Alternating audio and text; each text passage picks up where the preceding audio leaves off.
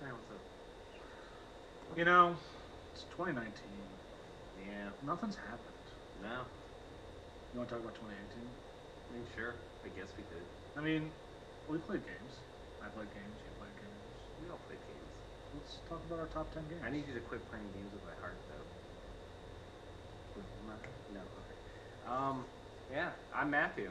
I'm Chris. And this is us with our super enthusiastic, very in-depth and timely top 10 games of 2018 list. Yep, I just woke up from a nap. It's a very good nap. Put your phone on shush. Yes. You fucking unprofessional Whoa, nerd. whoa, sir. Sir, this is a family show. I need you to fucking shut your goddamn mouth. Stop. Maybe if you were a little professional. Alright. I'm wearing a collared shirt. Doesn't get much more professional. What's your number 10? My number 10, Christopher, Yeah, let's hear. is a little game called Ni no Kuni 2, Revenant Kingdom for the PlayStation 4 entertainment console. It's on my list. Is it? Yeah. Awesome. This game had it all. Some people didn't like it all, but I did. It was great. It definitely had a lot of parts to it. It sure did. You know what? And I will say, even the much maligned like army battles, I still ended up enjoying at the end. What I enjoyed most about it, I love the studio Ghibli, whatever you want to call it, art style. I enjoyed the story. I enjoyed the town building aspects. I love the battle system. It just kind of resonated with me on a lot of levels. I enjoyed it quite a lot. So, What is your number 10? well, since we just jumped into it, my top 10 list is different than yours because you complete lots of games, and I do. I don't complete a lot of games. So my top 10 list is a lot of stuff that I played and didn't finish, so I would have 10 things to talk about as opposed to 5 things that I could talk about and 5 empty spots. Well, that's fair. So my number 10 game, We Happy Few. Really? Yeah. All right. Yeah. Here's the dealy. We Happy Few is not good. It's real not good. My top 10 games of 2018. Number 10. And not great. I said top 10 games I played in 2018 Okay. that are new games Okay. that no, fit our that's fair. criteria. That's fair. We Happy Few barely made the cut. Is not very good. It has lots of potential, and I'm waiting for a big, let's say 30 gig patch that'll fix all the problems with it. Okay. And you know what? We Happy Few's not going to make it on any other list, so I'm putting it on this one. There you go. Game of the Year nominated. No. There's one Game of the Year. We'll talk about it. And my number 9 Yeah. is actually a number 11. Mega Man 11. You see what I did there? That was a play on numbers. It's a return to form. It's not the greatest Mega Man game, but you know what? It's certainly a hell of a lot better than a mighty number 9. 11 is greater than 9. 11 is greater than 9. Several of the Robot Masters had great personality, and I think that's one of the things I've really enjoyed about the later editions, is they have their own character to them. The plot, not important. What matters is the new gear system. The new gear system, being able to... Are you kidding me? Quiet on the set! Being able to speed up time or increase the power of your shots really just added a wave of... really? You're distracting me, sir. He's distracting me with his crunching and crinkling. It added a level of strategy and a new element to the game that made it feel fresh. Mega Man. I'm not doing that. So, He's up on FNP. stop. So number 9 for me, Ni no Kuni 2, Revenant Kingdom. He hated it. Listen, I didn't like it a lot. Actually, that's not fair. I liked parts of it. I haven't finished it, but I put a lot of hours into it, so I feel that makes me uniquely qualified to talk about it. It's charming. It's got its moments. I'm counting on you. I hate that. I think the army battle system's pretty terrible, but Sorry, I'm still just tickled pink by the fact that we're talking about the games of 2018. I'm like, this game's good. Chris is like, well, this was a hot steaming pile of shit. I only played like 10 new games. I'm just loving it so much. And there were 2 that didn't make the list because they were that much worse. All right, which ones? I don't remember. For me, number 8 is The Messenger. One of the best indie games to come out this year. It's a 1 part old school like Ninja Gaiden, 1 part Metroidvania. Metroid? Yeah, Metroidvania. No, let's just say Metroid. I don't want chips, thank you. I'll take some, real quick. Oh, thank you. This brought to you by Heat. is not paying us for this, so Ooh, we're no, not giving them anything. Not bad, food. It mixes between 8-bit and 16-bit graphical sensibilities, but what really surprised me about this game was how charming the story was. Had a lot of fourth wall breaking, had a lot of humor to it, so that I think elevated it in my mind. Overall, I just really enjoyed my time with The Messenger. I 100% of that game. It was great. Okay. My next game is a game that I actually liked. Oh, whoa. Slow down. Stop the presses. Digimon Cyber Sleuth. Hacker's Memory? Hacker's Memory. Here's the thing about Digimon Cyber Sleuth. Number one, it's an anime game, so your enjoyment will be based on how much you enjoy the Digimon. Chris. Yeah. At what point did you recruit Metal Garurumon to your party? No point. At what point did you recruit Were Garurumon, the Yamcha of Digimon, to your party? No point. Oh, well then that is even worth playing. Yes. Okay. But here's the thing. The previous version that came out, Digimon Cyber Sleuth, the first one, is much better. So if you were going to play one of the two, play that one. I like this game. Not as good as the other one, though. No, it's an important... I cannot... Let's find out at what number in Chris's list is it a good game. Oh no. Okay. 3. Number 7, I have Assassin's Creed Odyssey. No. This is one of the most recent ones I finished. It came out on my birthday in October, and I just finished it like December 26th, just cutting it down to the wire for me, and I clocked in at 112 hours. I play as Cassandra, because if you play as the dude, you're basically a cop. The only good way to play this game is with Cassandra. While I was a little miffed at first because we had just had Origins, and I'm like, so now we're going to have a prequel to the game called Origins. I did like the fact that this game really, for the first time in an Assassin's Creed game, made the present-day plot line interesting. I find that very hard to believe. I'll tell you what happens. Ties it all together, and it's really fascinating to me. Oh. I love that they've started playing fast and loose with the historical part of it, because you start fighting mythological beasts. Well you done. take down the Minotaur and the Sphinx and the Cyclops and the and Medusa. It's awesome. Good times. Assassin's Creed Odyssey. Don't play as the dude. You'll be a cop. Number 7 for me, kind of controversial, Fallout 76. Wow. When are we getting to good games? I'm gonna start interacting at this point. All right. So this is my list, of course. But Fallout, I've had genuine fun playing Fallout 76. Okay. And I play Fallout 76 with a dedicated group of people, and that has made all the difference. Should Fallout 76 have been cooked for another half a year to a year? Yes. Do weird things happen in the game, like people lose their clothing? Yes. Has someone crashed 4 times in a gaming session? Yes. But above all that, I've had fun with it. And isn't that all that counts? Yep. No. Oh my god. Stop playing Dokkan. And Number 6 is even is focus a game up. about a guy who can do everything a spider can. A Spider-Man? Yes, one would say it might be a Spider-Man. Arachno-Man?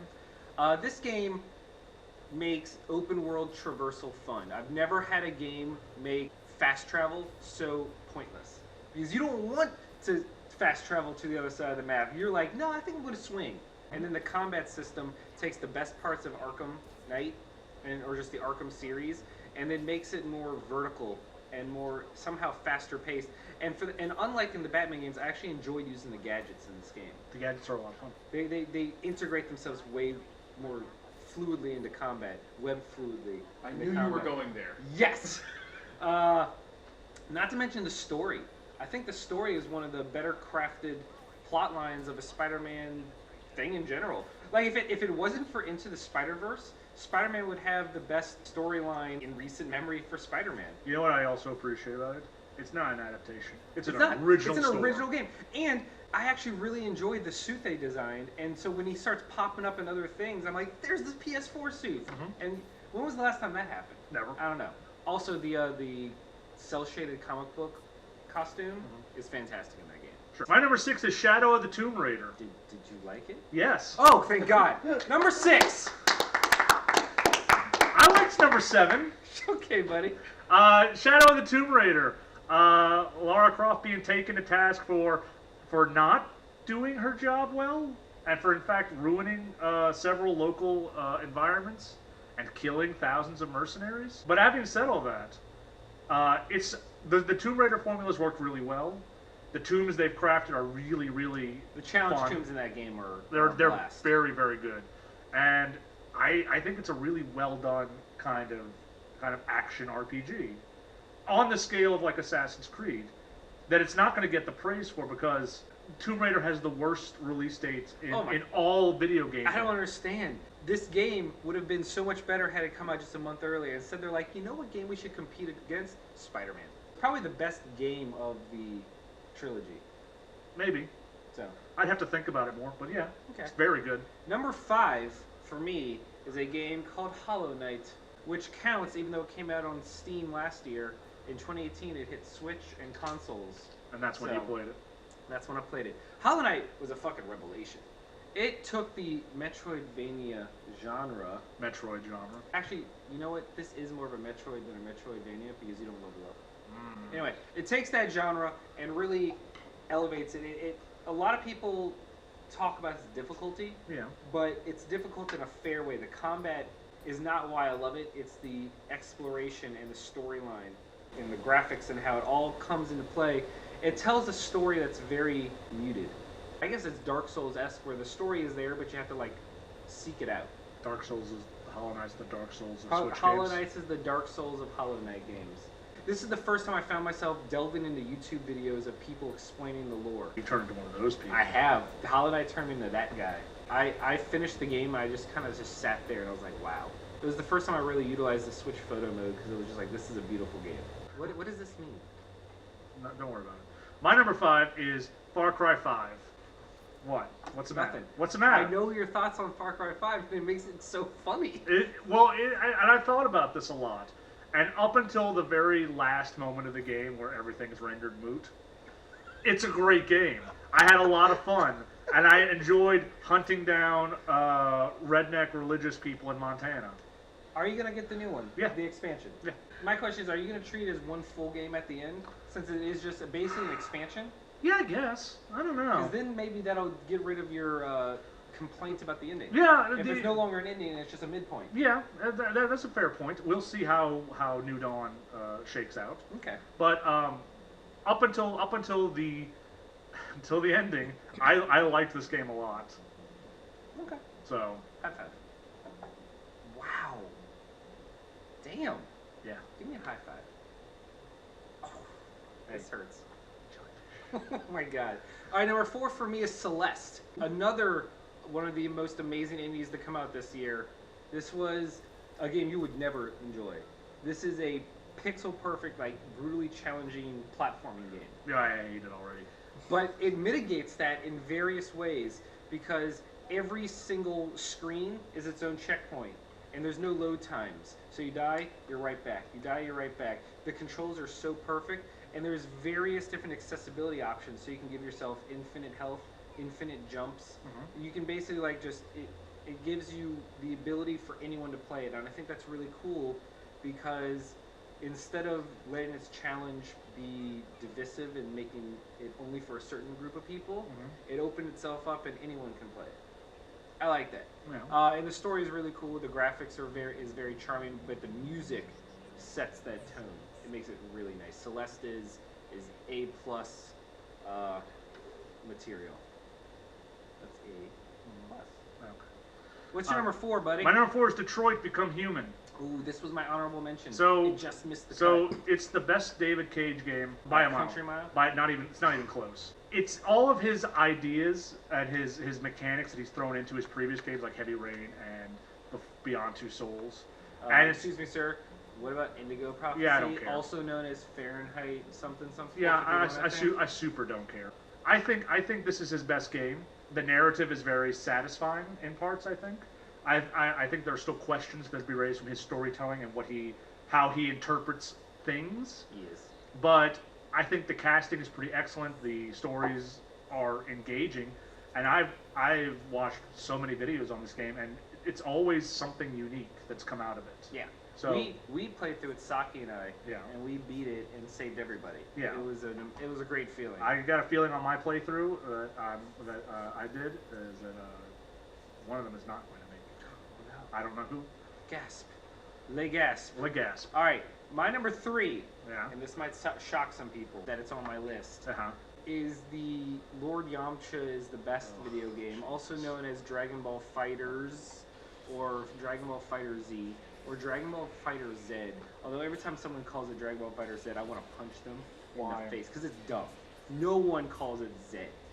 The British do. No. The Australians do. No. Dumb. What about Heard the it here French? first. What about the The French? French? Well, what's the French letter for Z? Le Z? Z. Le Z? Zed. Dragon Ball Le Z. You Let know what? Dragon Ball Z. I want it to be Dragon Ball Z, and then it's just a Power Rangers crossover. Are you done? Yeah, okay. Dragon Ball Fighters is really damn good. It takes the formula and genre that pretty much died off when Marvel vs. Capcom shat the bed and elevated it to a level that invited so many brand new people into the genre because of its tutorial system and its ease of use. And even if I hated this game, the fact that Yamcha is a top character just would have put it on my list automatically. You know what's great is I can play Goku from 3 different eras on my team. Exactly. All the Gokus I could possibly want. All the Gokus in I only have 2 hands. How can I hold all these Gokus? Oh no. The most underrated part is the storyline with all the what if scenarios and crossovers of characters interacting with each other for the first time. It's brilliant. There's 2 hours of dialogue of people meeting each other for the first time Yeah, since they fought, and it's fascinating. wonderful. Especially Cell and Gohan. Gohan? Yeah. All right. Number 3, Chris. Number 3, Red Dead Redemption 2.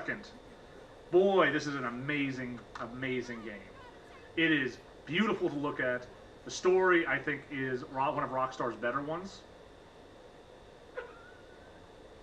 Oh, I'm sorry.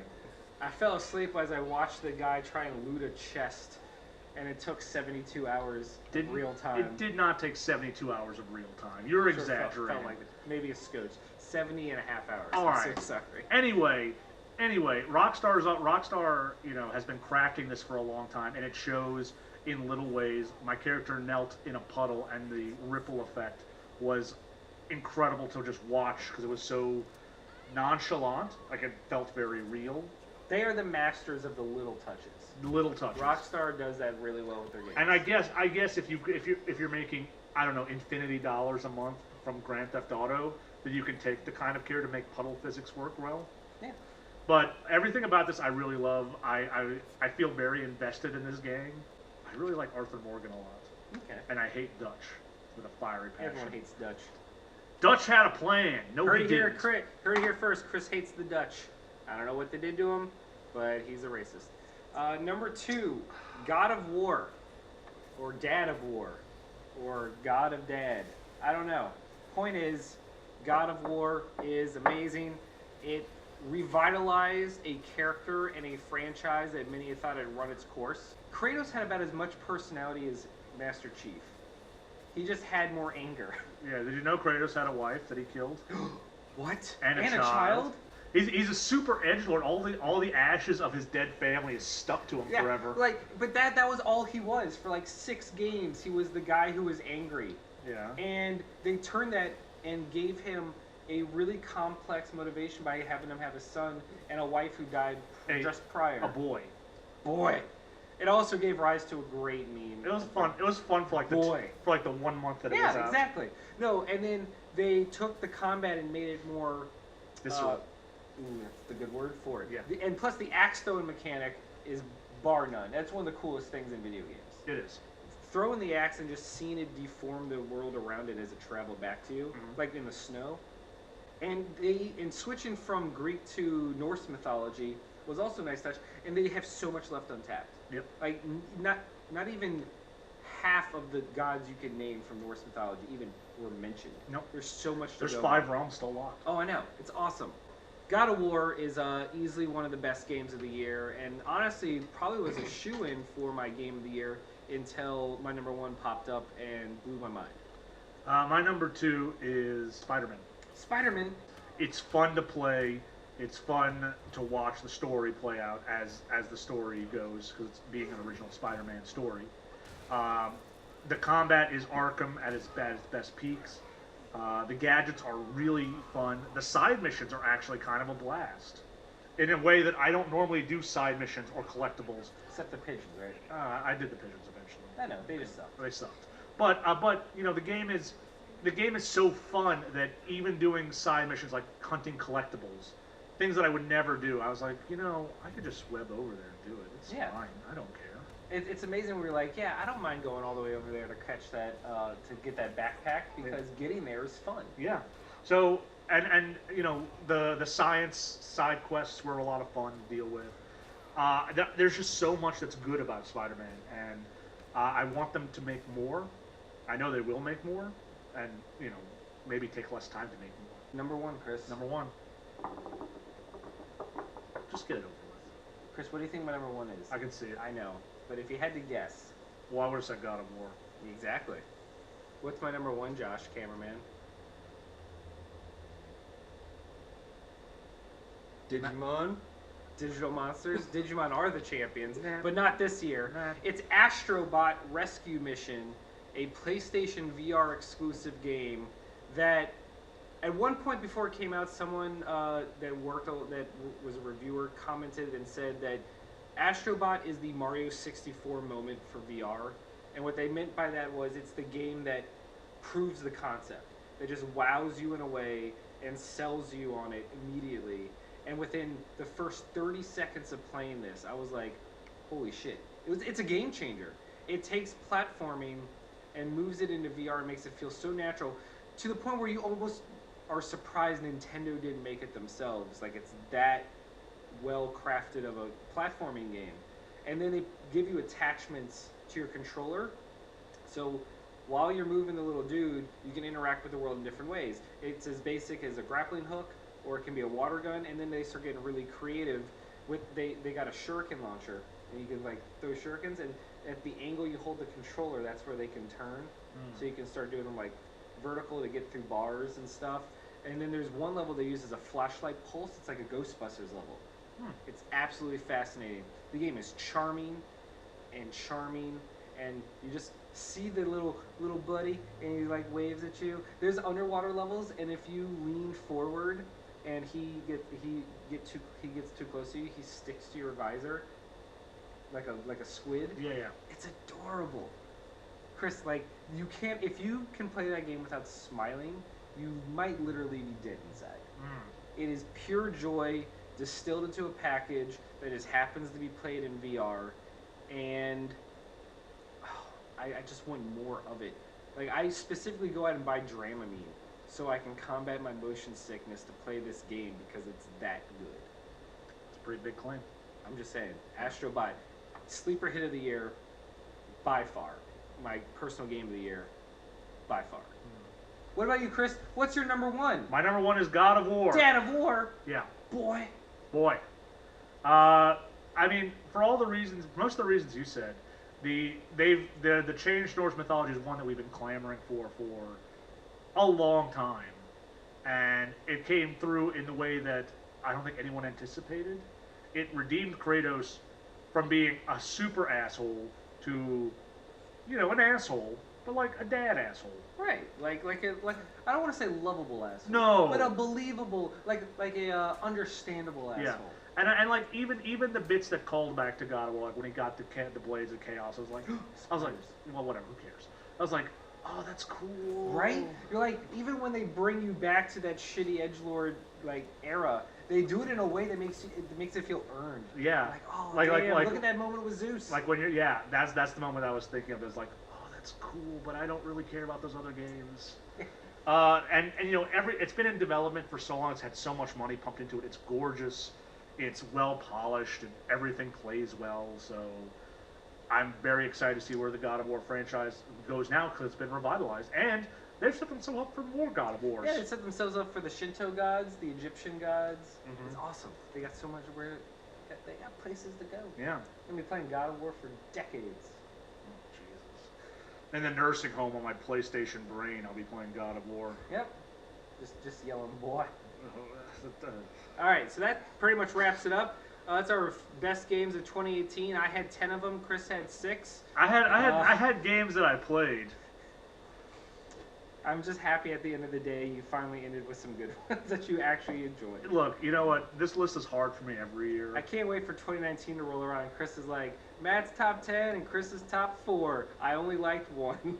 Okay, so I only got top 4 this year. I'm just gonna sit out until Matt's gets to 4. Yeah, that's what's gonna happen. Okay. I just want to be part of the video. Aw, I want you to be part of the video too. You're important to me, and your opinion matters. Are you lying to me? I will brain you with this rock. Right in the temple. All right, Kratos. We done? Yeah. Is it still rolling? No. Can we stop? It's not rolling, it's digital. It's just go. Is it Digimon? Oh, I know how to get him to stop. Let's start talking about Dokkan Battle. Greek lives matter. I'm just gonna predict my hashtags now. Yeah. And in your mind, are you going, what does that mean? We don't get your hand signals. This is not a game of baseball. Do you want a curveball? Like, I don't know. You want us to bunt? Are you doing sign language? Is that good job, guys? Josh always wants you to bunt. He's part of the Japanese baseball teams. Okay. Because bunting is more honorable than hitting home runs.